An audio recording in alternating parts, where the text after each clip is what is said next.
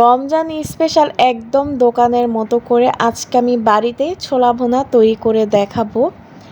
একদম দোকানের মতোই কিন্তু স্বাদ আসবে এভাবে ছোলা ভুনা করলে। আসসালামু আলাইকুম, আমি লাবণীস কিচেনে আপনাদের আরেকবার স্বাগত জানাই।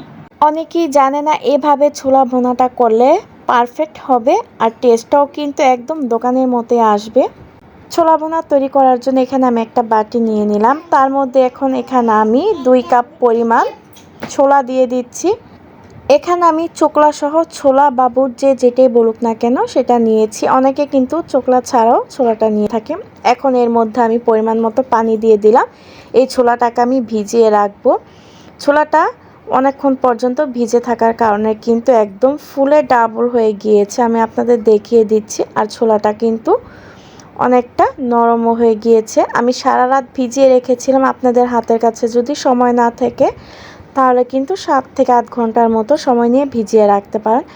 এখন একটা পাতিলে আমি ছোলাগুলো নিয়ে নিচ্ছি। ছোলাগুলো কিন্তু আমি পানি দিয়ে পরিষ্কার করে ধুয়ে নিয়েছি। এখানে আমি একটা আলু মাঝারি সাইজের নিয়ে ছোট টুকরো করে কেটে দিয়েছি। এখন এখানে পরিমাণ মতো পানি দিয়ে স্বাদ মতো লবণ দিয়ে দিলাম। এখন ছোলা আর আলুগুলোকে আমি সিদ্ধ করে নিব। এখন একটা ঢাকনা দিয়ে ঢেকে দিলাম।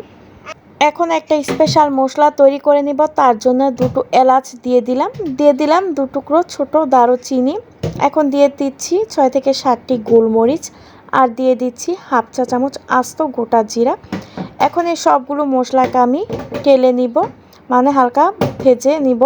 চুলার আঁচটা কিন্তু লোতে রেখে মশলাগুলো ভেজে নিতে হবে। যে পর্যন্ত মশলা থেকে সুন্দর একটি ঘ্রাণ না বের হবে সে পর্যন্ত ভেজে নিতে হবে। চুলা থেকে নামিয়ে আমি ঠান্ডা করে তারপর ব্লেন্ডারে ব্লেন্ড করে নিয়েছি, একদম মিহি গুঁড়ো করে নিয়েছি। আর এদিকে কিন্তু আমার ছোলাগুলো সিদ্ধ হয়ে গিয়েছে, দেখতেই পাচ্ছেন।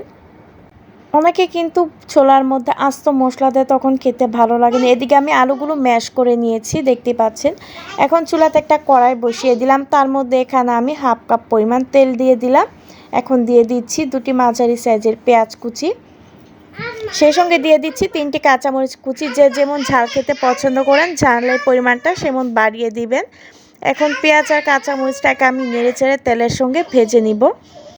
এখন দিয়ে দিচ্ছি স্বাদ মতো লবণ। পেঁয়াজটা যখন হালকা ব্রাউন কালার হয়ে আসবে তখন এখানে আমি আদা রসুন বাটাটা দিয়ে দিব।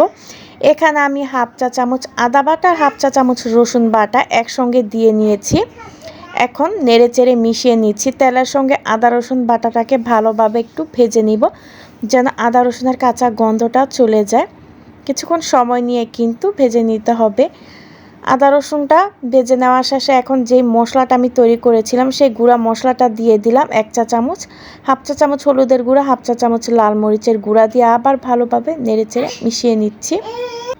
এই ছোলা বুট রান্নার ক্ষেত্রে স্পেশাল মশলাটা দেওয়ার কারণে কিন্তু টেস্টটা অনেক ভালো আসবে। এখন একটা তেজপাতা মাঝখান দিয়ে 2 ভাগ করে ছিঁড়ে দিয়ে দিলাম। এখন সামান্য পরিমাণ পানি দিয়ে দিচ্ছি মশলাটা ভালোভাবে কষানোর জন্য। মশলাটা যত বেশি কষাবেন টেস্টটা কিন্তু অনেক ভালো আসবে। তো একটা ঢাকনা দিয়ে ঢেকে দিলাম। 5 মিনিট পর ঢাকনা উঠিয়ে একটু নেড়েচেড়ে দিচ্ছি। 5 মিনিটে কিন্তু মশলাটা কষানো হয়ে গিয়েছে। মশলা কষানো শেষে আমি ম্যাশ করে রাখা আলুটা দিয়ে দিচ্ছি। আপনারা চাইলে কিন্তু আলুটা ওইভাবে টুকরো অবস্থায় দিতে পারেন, তবে আমি ম্যাশ করে দিয়েছি। আমার কাছে এইভাবে দিলে ছোলাটা খেতে ভালো লাগে। এখন আমি আলুটা মশলার সঙ্গে মিশিয়ে নেওয়ার পর তারপর আমি ছোলা বা বুটগুলো দিয়ে দিচ্ছি। এখন নেড়েচেড়ে মশলার সঙ্গে আলু আর ছোলাটা ভালোভাবে কষিয়ে নিব। আলুটা দেওয়ার কারণে কিন্তু ছোলাটা একটু মাখো মাখো হয়, খেতে কিন্তু ভীষণ ভালো লাগে। তো এখন নেড়েচেড়ে ভালোভাবে মশলার সঙ্গে মিশিয়ে নিচ্ছি। মিশিয়ে নেওয়া শেষে এখানে আমি পরিমাণ মতো পানি দিয়ে দিচ্ছি, যেন ছোলাটা আবার ভালোভাবে আর একটু সিদ্ধ হয়ে যায়। এমনিতে তো সিদ্ধ করার পর ছোলাটা মোটামুটি নরম হয়েছে, পানি দেওয়ার পর কিন্তু আরও বেশি সিদ্ধ হয়ে যাবে। অনেকের ছোলা কিন্তু সিদ্ধ হতে দেরি হয়। আমি এখন একটা ঢাকনা দিয়ে ঢেকে দিলাম। ঢাকনাটা উঠিয়ে আবার নেড়েচেড়ে দিচ্ছি। দেখুন পানিটা কিন্তু শুকিয়ে গিয়েছে আর ছোলাটাও কিন্তু আমার একদম পারফেক্টভাবে রান্না করা হয়ে গিয়েছে, মানে সিদ্ধ হয়ে গিয়েছে। এখন আমি একটা বাটিতে ছোলা বা বুট ভুনা যেটাই বলুক না কেন গরম গরম পরিবেশন করে নিয়েছি। এবার রমজানে একবার হলো এভাবে ছোলা ভুনা করে দেখবেন, খেতে কিন্তু ভীষণ ভালো লাগবে। বিশেষ করে মুড়ির সঙ্গে তো একেবারেই জমে যাবে। আজকের মতো এখানেই বিদায় নিচ্ছি। সবাই ভালো থাকবেন, সুস্থ থাকবেন। আল্লাহ হাফেজ।